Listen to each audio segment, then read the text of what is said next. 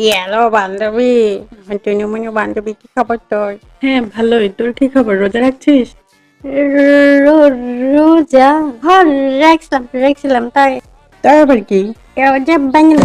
ওমা, বাংলা কেন? কি সমস্যা? হ্যাঁ, আমি তো কয়ে লাইছি। এখন থেকে সব ভুলে গেছে যে কয়ে দিব আমার বন্ধু বান্ধব সবাই। আমার তো বদনাম হয়ে যাবো।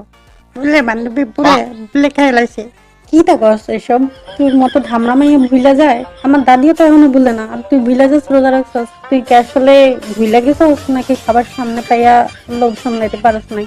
যে অবস্থা তোর শরীরের, তোর তো আধা ঘন্টা পর পর খাইতে হয়। এই রমজানে হাতের শরীরটা একটু কমাবি না, তাও তুই খাওয়া ছাড়তে পারস না।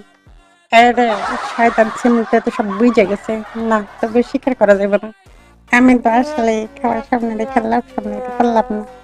না বান্ধবী, আমার ভুলে যাওয়ার রোগ হয়েছে। আমি শুনে কেন আমার ওই মনে হয় ডিমেনশিয়া নাকি যেন ওইটা মনে হয়েছে। কি কর? তুই কি সব ভুলে যাস নাকি? না বান্ধবী, সব ভুলবো কেন? রোজা রেখে ওইটাই ভুলে যাই। তুই টেনশন করিস না, আমি এদের উপর ডাক্তার দেখাবো না।